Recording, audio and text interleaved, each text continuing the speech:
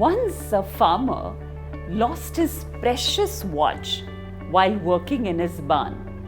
And while it may have appeared to be an ordinary watch to most people, it held very deep sentimental value for this farmer. So he got very anxious, and after searching in the hay for a long time, this old farmer got completely exhausted. He couldn't search anymore, but he was reluctant to give up on the watch.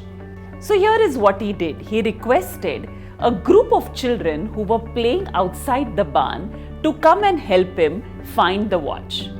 He promised them an attractive reward for any child who could find his beloved watch. After hearing about the reward, the children got really excited and hurried inside the barn to start finding the watch.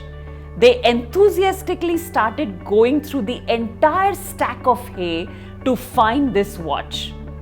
After a couple of hours, some of the children got tired, some of them got bored, and they gave up and left.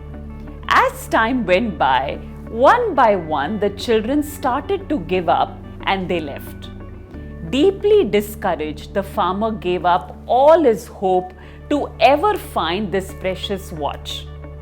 In the evening, just as the farmer was about to close the door, a little boy came up to him and requested him to give him one other chance to find this watch.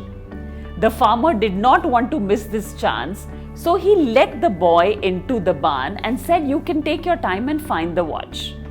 After a little while, the boy came out with the watch in his hand. He had found it. The farmer was ecstatic and asked the boy, how did he manage to find the watch in such a short time, which other kids could not? So the boy replied that I just sat there and tried to listen to the ticking of the watch. And in the silence, it was much easier to listen to it, and then I directed my search in the direction of the sound. Just a simple sentence, simple way of finding it, and yet it has such profound meaning. Let me tell you how it's connected to our life. Every day we try to find answers to various questions that we may have in the midst of so much noise in our head.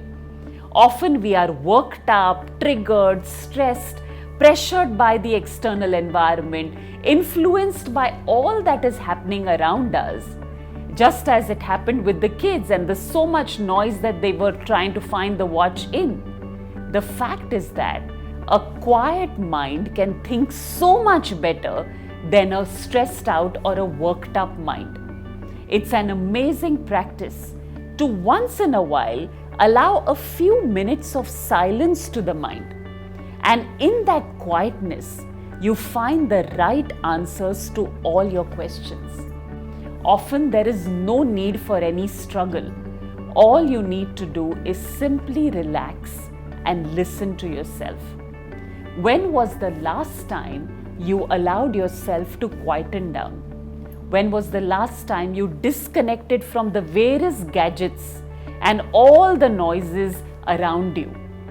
That's the time you would probably feel the deepest connection with yourself, with your own intuition, with your own awareness, and the answers are crystal clear.